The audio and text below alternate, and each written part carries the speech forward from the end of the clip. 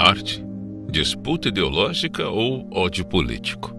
Enquanto o governo brasileiro e alguns fãs celebram as vitórias do filme O Agente Secreto no Globo de Ouro, algumas das palavras mais repetidas pela equipe do filme foram resistência, ditadura, fascismo e Bolsonaro.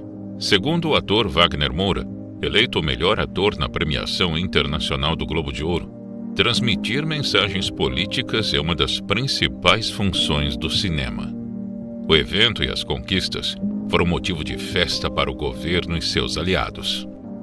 Políticos de esquerda destacaram o firme posicionamento político da produção e o fato de Wagner estar do lado certo da história. About 10 years ago, Brazil took a very sharp turn to the right, and that time is now gone. The former president is now in jail. He was epically irresponsible in terms of not leading the country. And I really think that cinema can be a way of expressing some grievances that we all have in terms of the society we live in. Mas será que a arte é feita para ser um instrumento político? O que as declarações da equipe provocaram na população? O que essas falas revelam sobre a sociedade brasileira contemporânea? Reunimos algumas das principais reações do público e entrevistas com especialistas em filosofia, arte e cinema para responder a essas questões. Confira.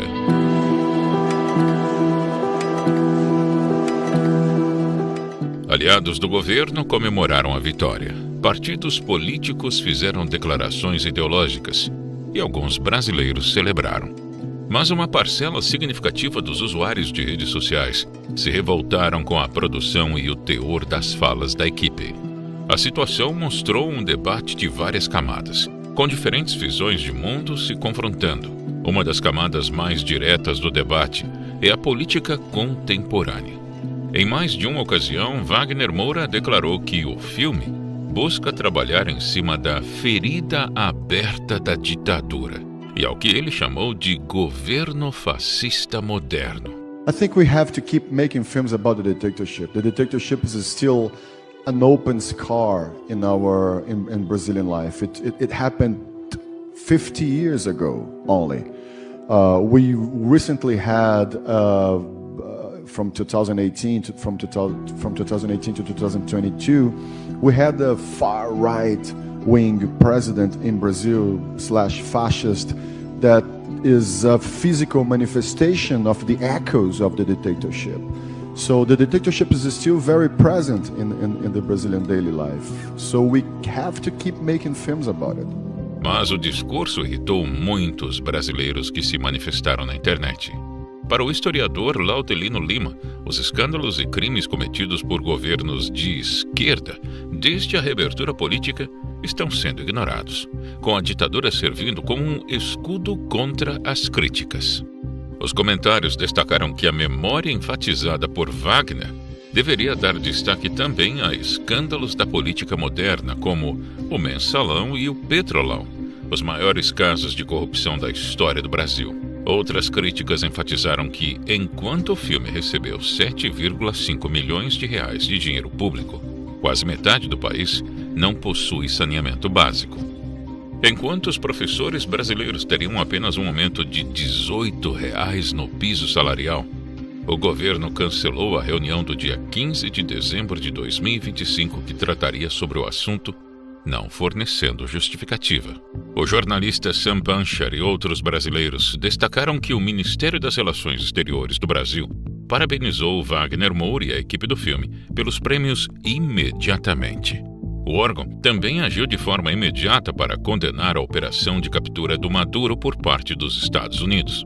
Mas o Itamaraty emitiu um comunicado de 5 linhas 15 dias depois dos milhares de assassinatos realizados pelo governo do Irã.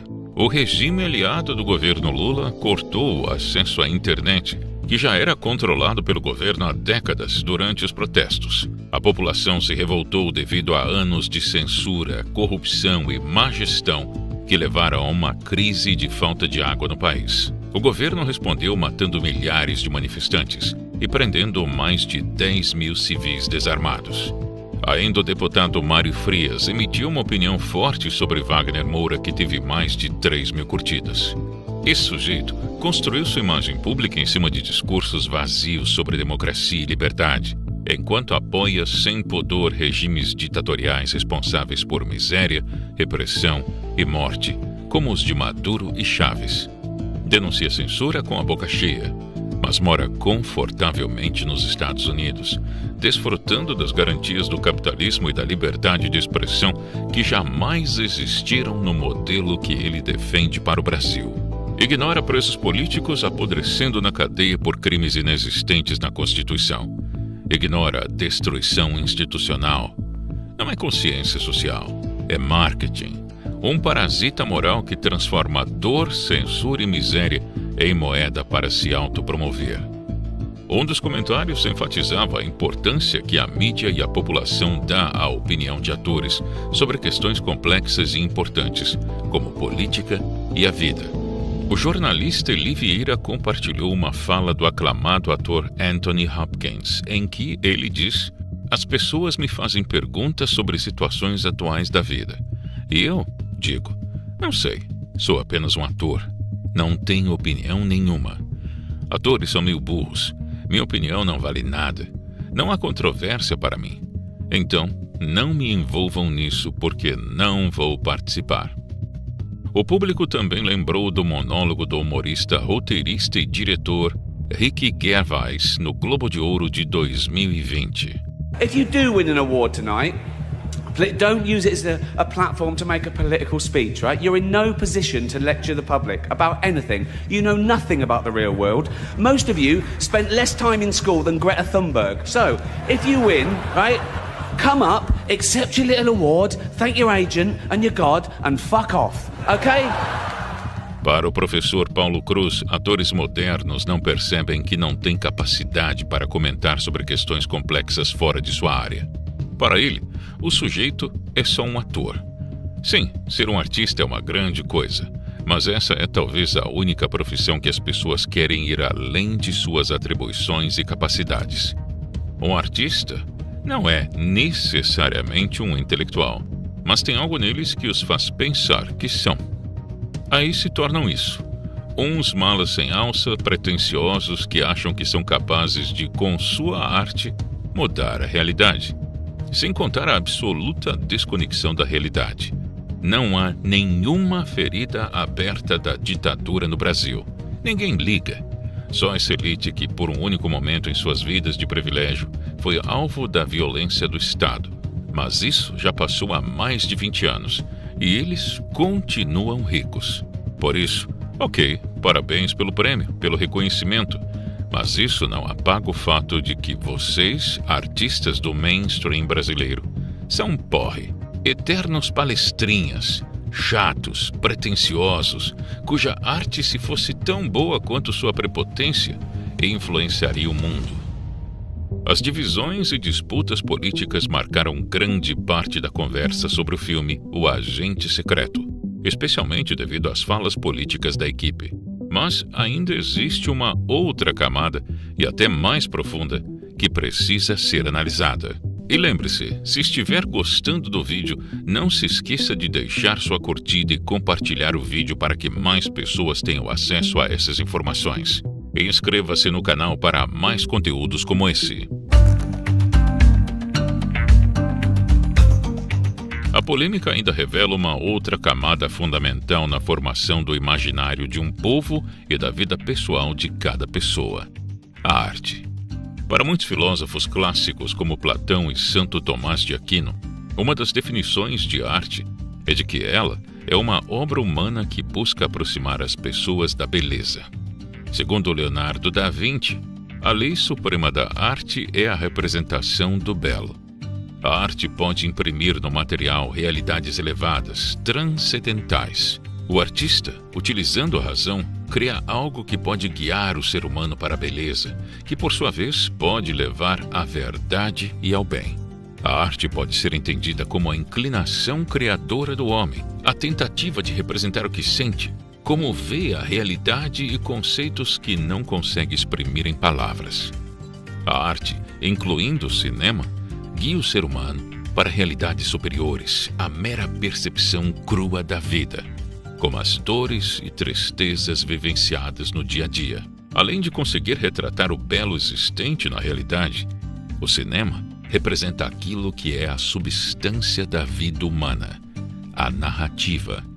Ele consegue manifestar histórias pessoais, estilos de vida, grandes momentos históricos e características da vida humana com toda a psicologia que envolve essas realidades.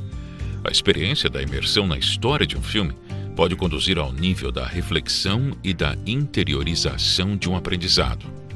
Como os filmes impactam vários sentidos humanos, eles têm ainda mais poder para impactar as pessoas.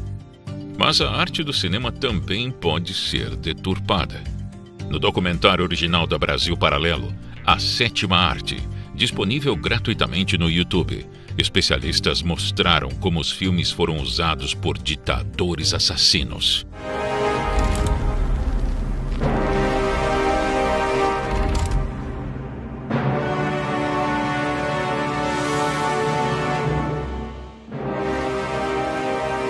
In Unione Sovietica, come in tutti i paesi dove c'è stata una dittatura, un forte dominio del governo sulla popolazione, il cinema è stato usato come mezzo di propaganda. O Lenin, ele disse uma vez uma coisa muito interessante, que o cinema é a maior arma. O que significa isso? Ele percebeu que com o cinema eu posso o quê? Fazer revolução, desfazer a revolução, fazer uma nova, acabar com o mundo ou salvar o mundo. Let's assume he saw a woman holding a baby in her arms. Now we cut back to his reaction to what he sees. And he smiles. Now what is he as a character? He's a kindly man. He's sympathetic. Now, let's take the middle piece of film away, the woman with the child. But leave his two pieces of film as they were. Now we'll put in a piece of film of a girl in a bikini. He looks, girl in a bikini, he smiles. What is he now? The dirty old man. He's no longer the benign gentleman who loves babies. That's the difference. That's what film can do for you. Segundo o filósofo americano Russell Kirk, ideologias não são apenas um compêndio de ideias, mas sim um filtro que busca reduzir toda a realidade a seus pressupostos materialistas. O contrário da abertura à compreensão e adequação à realidade, defendida pela tradição clássica do Ocidente. As críticas à cultura woke feita por personalidades como Elon Musk e Jordan Peterson afirmam que muitos filmes modernos tentam manipular o público ao invés de narrar algo belo e bom. Jordan Peterson is a harmful moron, but know that you being pissed is also 100% of the point of why he was invited. He's not a conservative, he's just a guy who's mildly racist enough to offend college liberals and therefore secure wins for the cultural right.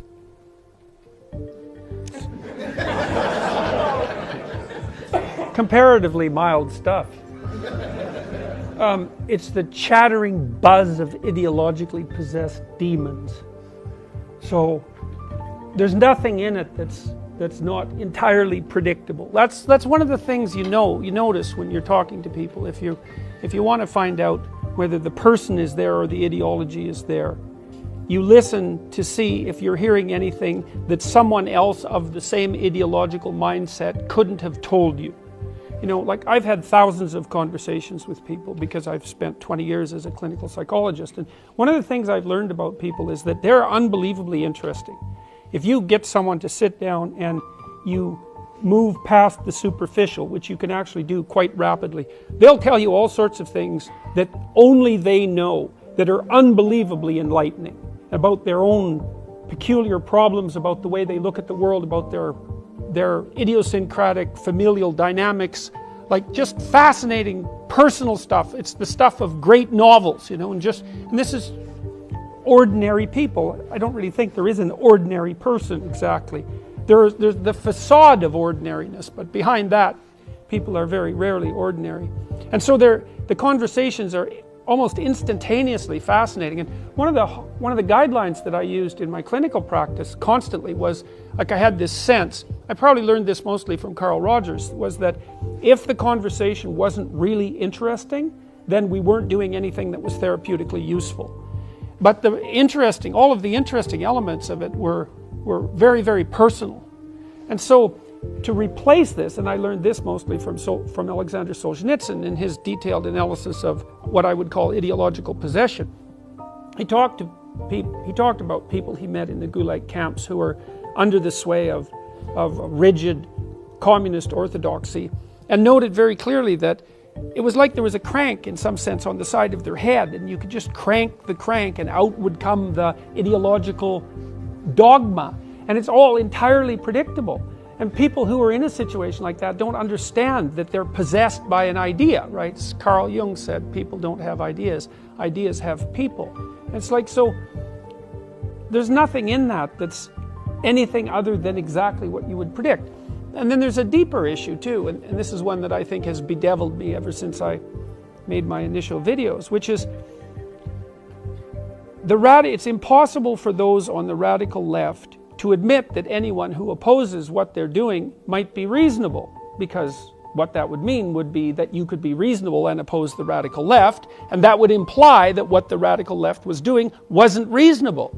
And so instead of dealing with the fact that I actually happen to be quite reasonable, the attempt is to assume that anyone who objects must be part of the radical right. It's like, well, actually, no. There's lots of space between the radical left and the radical right.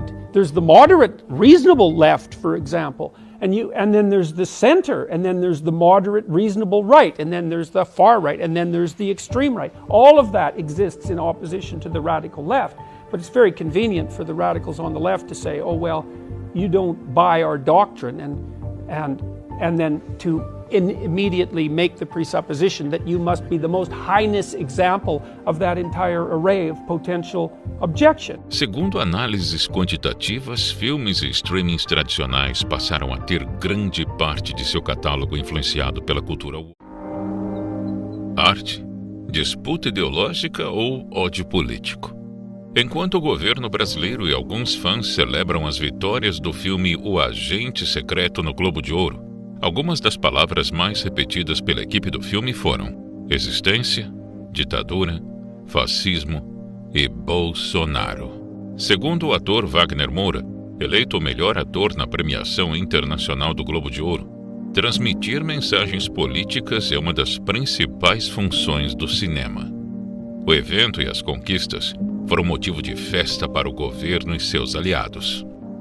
Políticos de esquerda destacaram o firme posicionamento político da produção e o fato de Wagner estar do lado certo da história. About 10 years ago, Brazil took a very sharp turn to the right, and that time is now gone. The former president is now in jail. He was epically irresponsible in terms of not leading the country. And I really think that cinema can be a way of expressing some grievances that we all have in terms of the society we live in. Mas será que a arte é feita para ser um instrumento político? O que as declarações da equipe provocaram na população? O que essas falas revelam sobre a sociedade brasileira contemporânea? Reunimos algumas das principais reações do público e entrevistas com especialistas em filosofia, arte e cinema para responder a essas questões. Confira.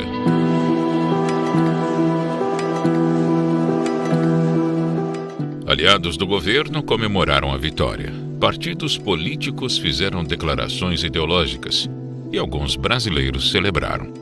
Mas uma parcela significativa dos usuários de redes sociais se revoltaram com a produção e o teor das falas da equipe. A situação mostrou um debate de várias camadas, com diferentes visões de mundo se confrontando. Uma das camadas mais diretas do debate é a política contemporânea.